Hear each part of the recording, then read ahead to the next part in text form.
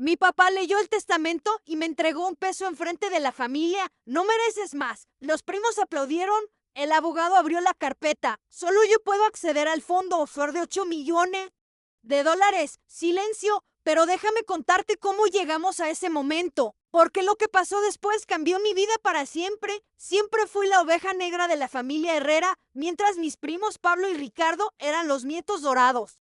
Yo era la niña que traía problemas. Si algo se rompía, era mi culpa. Sí, las calificaciones no eran perfectas, era una vergüenza para la familia. Mi papá, don Eduardo Herrera, tenía una empresa de importación que había construido desde cero con sangre y sudor.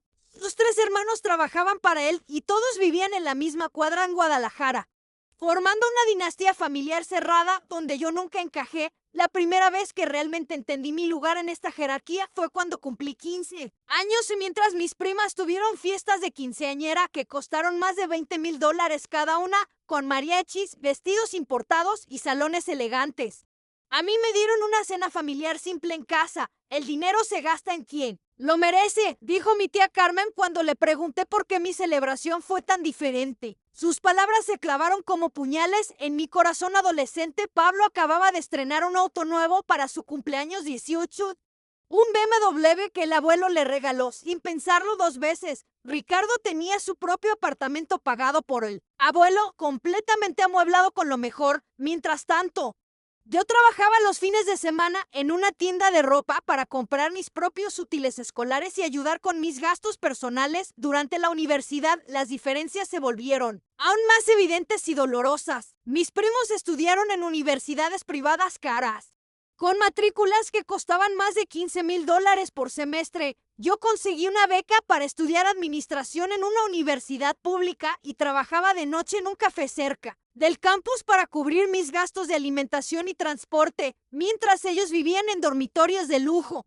Yo compartía un pequeño departamento con 3 compañeras más cuando Pablo reprobó su tercer semestre de arquitectura por no asistir a clases. El abuelo le pagó tutores privados y le consiguió un trabajo fácil en la empresa familiar donde básicamente cobraba por aparecer. Cuando yo gradué con honores y mención especial, siendo la mejor de mi generación, nadie de la familia asistió a mi ceremonia. Estaban demasiado ocupados con otros compromisos. Está muy ocupada con sus estudios para venir a las reuniones familiares, decía mi papá cuando alguien preguntaba por mí durante las cenas dominicales. Pero la verdad era completamente diferente. Nunca me invitaban. Las fotos familiares en redes sociales mostraban cumpleaños, cenas navideñas, bautizos y viajes donde todos estaban presentes menos yo. Al principio pensé que eran omisiones accidentales, pero gradualmente empecé a entender que no era casualidad. Era algo mucho más profundo y doloroso. Yo simplemente no era importante para ellos, no merecía estar en sus recuerdos familiares después de graduarme con honores. Conseguí trabajo en una consultoría financiera prestigiosa en Ciudad de México. Era un puesto junior, pero tenía potencial de crecimiento y me alejaba de la toxicidad familiar. Durante los siguientes años trabajé 60 horas semanales.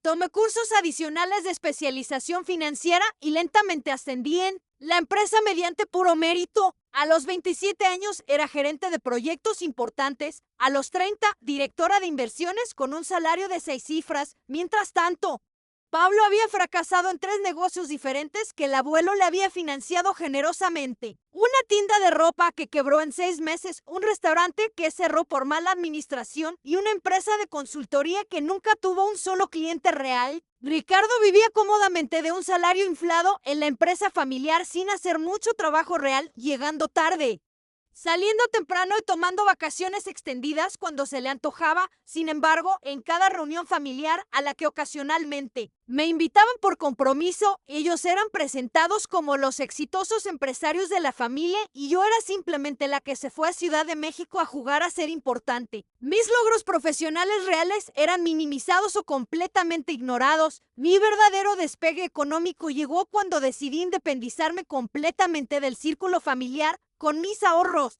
acumulados y un préstamo bancario que conseguí. Por mi excelente historial crediticio, compré un pequeño departamento en una zona de la ciudad que estaba en desarrollo urbanístico acelerado. La apuesta fue arriesgada pero calculada. En 2 años, El valor se triplicó debido a nuevos centros comerciales y oficinas en la zona. Vendí con excelentes ganancias y compré 3 propiedades más en diferentes áreas estratégicas. A los 35 años tenía un portafolio inmobiliario que en Siderevi había fundado mi propia empresa de desarrollo urbano con socios inversionistas internacionales. Mis proyectos incluían complejos residenciales de lujo y edificios comerciales en las mejores zonas de varias ciudades mexicanas. Fue entonces cuando la familia comenzó a prestarme un tipo de atención completamente diferente, pero igualmente molesto. De repente, mi papá me llamaba regularmente para preguntarme sobre oportunidades de inversión y consejos financieros. Pablo y Ricardo aparecían en mi oficina sin avisar,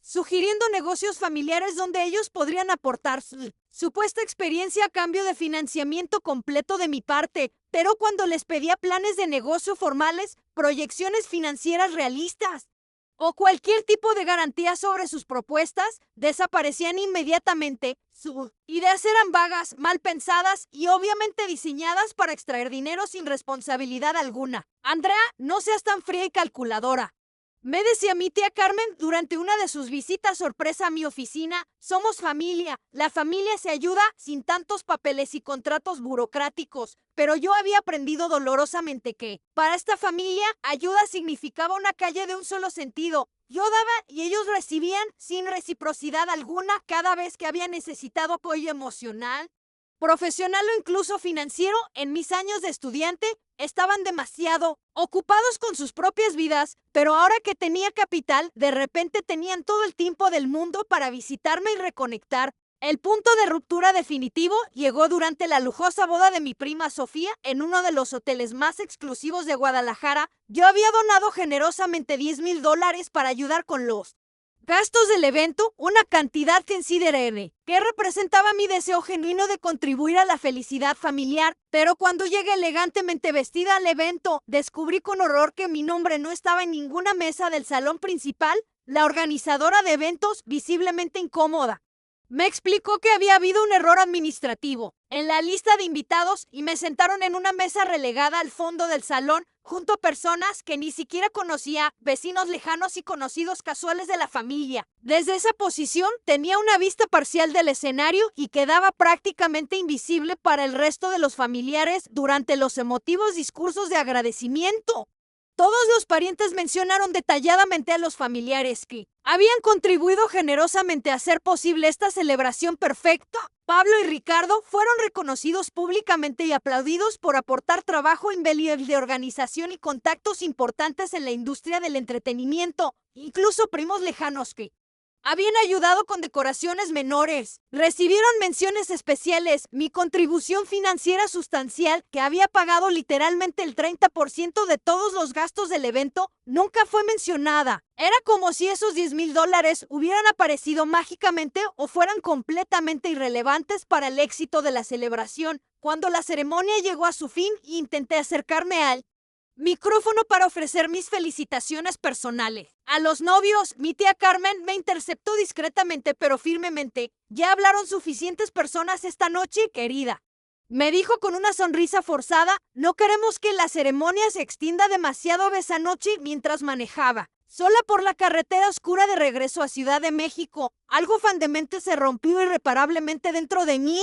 No era solo el dinero no reconocido, no era solo la mesa del fondo, no era solo ser silenciada, era la comprensión cristalina y final de que nunca importaría lo exitosa que llegara a ser, lo generosa que fuera con ellos o lo mucho que contribuyera a sus vidas y celebraciones. Para esta familia, yo siempre sería una ciudadana de segunda clase, tolerada cuando era conveniente, utilizada cuando tenía necesidades, pero nunca verdaderamente valorada o respetada como miembro y web. Las lágrimas corrían por mis mejillas mientras conducía, pero no eran lágrimas de tristeza, eran lágrimas de liberación, porque finalmente había entendido que merecía mucho mejor que esto. Tomé una decisión en esa carretera que cambiaría el curso de mi vida para siempre. Si querían que fuera invisible para ellos, les daría exactamente eso, pero en mis propios términos. Al llegar a mi departamento, cambié mi número de teléfono. Dejé de responder cualquier tipo de invitación familiar y me enfoqué con determinación láser en hacer crecer mi imperio empresarial. Durante los siguientes 5 años prácticamente corté todo contacto con la familia Herrera y mi vida prosperó como nunca antes durante esos 5 años de silencio impuesto. Mi empresa creció exponencialmente de maneras que jamás había imaginado. Desarrollamos complejos residenciales de lujo en las ciudades principales de México. Invertimos exitosamente en startups tecnológicas emergentes y expandimos agresivamente a mercados internacionales prometedores. Abrí oficinas corporativas en Miami y Barcelona, estableciendo una presencia global sólida. A los 40 años tenía un patrimonio neto que superaba los 8 millones de dólares. La mayoría cuidadosamente invertido en una cuenta offshore que había establecido por recomendación de mi asesor financiero internacional para optimizar impuestos y proteger activos estratégicamente. Mientras tanto, recibía noticias ocasionales de la familia a través de conocidos mutuos y redes sociales. La empresa del abuelo había experimentado dificultades financieras significativas debido a decisiones empresariales pobres y falta de adaptación al mercado moderno. Pablo había quebrado dramáticamente 2 negocios adicionales y tenía deudas considerables con varios acreedores que lo perseguían legalmente. Ricardo se había divorciado traumáticamente después de que su esposa descubriera sus múltiples infidelidades.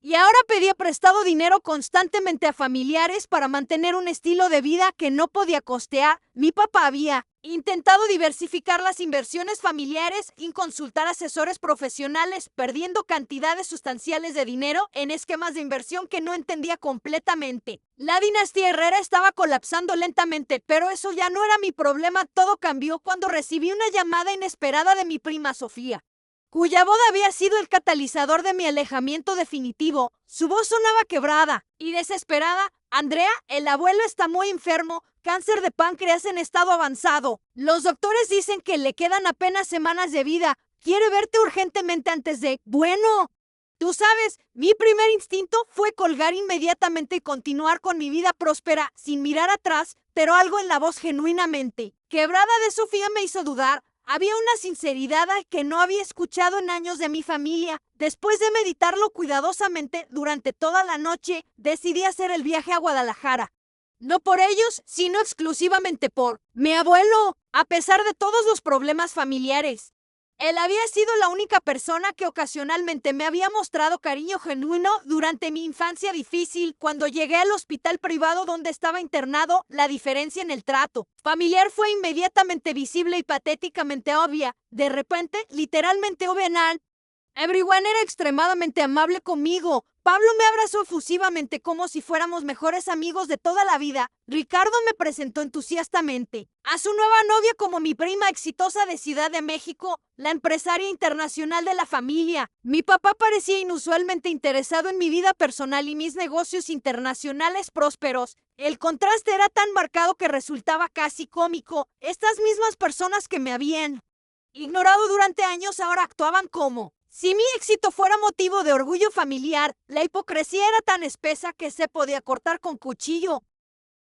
El abuelo, conectado a múltiples máquinas que monitoreaban cada aspecto de su deterioro físico, sonrió débilmente cuando me vio entrar a su habitación privada. «Mija, viniste», susurró con una voz que era apenas audible. «Sabía que vendrías. Siempre supiste que eras especial, ¿verdad?». Le tomé su mano frágil, sorprendida por lo delicada que se sentía. Este hombre, que había sido una fuerza de la naturaleza durante décadas, ahora parecía hecho de papel delgado. Durante las siguientes 2 semanas intensas, viajé constantemente entre Ciudad de México y Guadalajara, pasando cada momento libre junto a mi abuelo moribundo. En esas conversaciones finales y profundas me reveló secretos familiares que nunca había conocido. Me contó cómo había peleado repetidamente con mi papá sobre el trato injusto que me daban, cómo había intentado establecer un fondo educativo para mí, pero mi papá lo había convencido de que no lo necesitaba porque era demasiado independiente y fuerte. Andrea, me dijo en una de nuestras últimas conversaciones íntimas,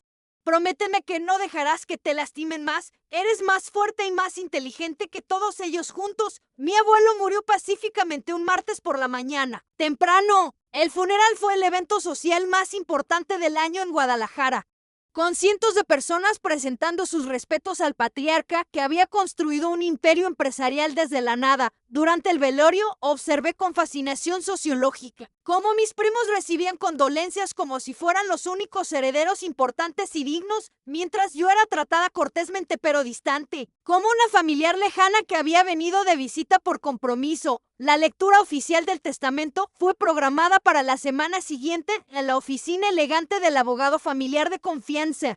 El licenciado Mendoza, un hombre mayor que había manejado los asuntos legales de la familia durante décadas. Toda la familia principal fue formalmente convocada, mi papá y sus 3 hermanos con sus respectivas esposas, Pablo, Ricardo, yo, y varios primos menores que también tenían expectativas de herencia. El ambiente en la sala de reuniones era denso y tenso, con everyone especulando nerviosamente sobre cómo se dividiría exactamente la considerable fortuna familiar acumulada durante generaciones. El licenciado Mendoza comenzó metódicamente con las disposiciones menores pero emotivas, joyas familiares para las nietas, algunos artículos personales significativos para los hijos, relojes antiguos para los nietos varones. Luego progresó sistemáticamente hacia los bienes principales más sustanciales. La casa familiar histórica sería dividida equitativamente entre los 4 hijos. La empresa familiar se mantendría como sociedad familiar con participaciones específicas claramente delineadas para cada rama. Todo parecía una distribución completamente predecible y tradicional hasta que el abogado llegó al final de sus documentos. Finalmente, dijo con una pausa dramática,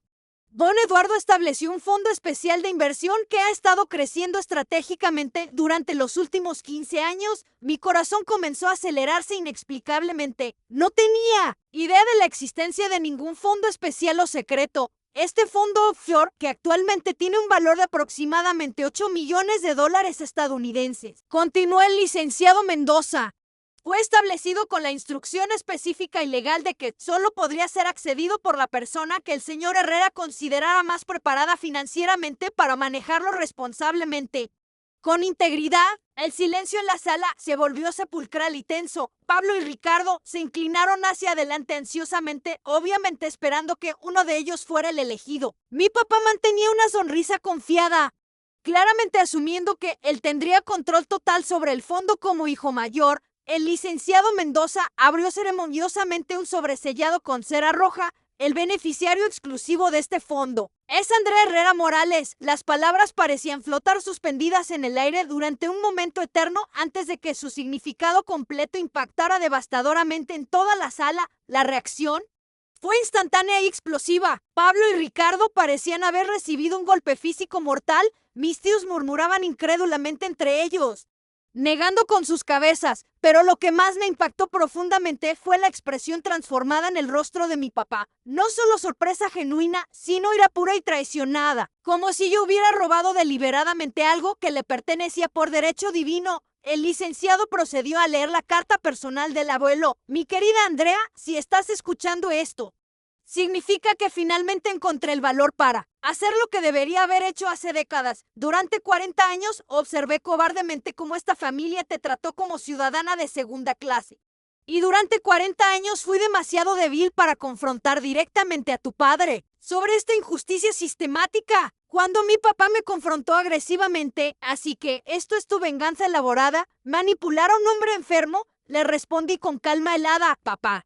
No sabía absolutamente nada sobre este fondo hasta hace 10 minutos, pero me alegra profundamente saber que finalmente alguien en esta familia reconoció mi verdadero valor. Mi tía Carmen sugirió manipulativamente que compartiera el dinero con mis primos por la unidad. Armonía familiar. La ironía me golpeó como una bofetada bruta. Ahora de repente somos una familia unida. ¿Dónde estaba exactamente esta preocupación por la unidad familiar cuando me excluían sistemáticamente de celebraciones importantes?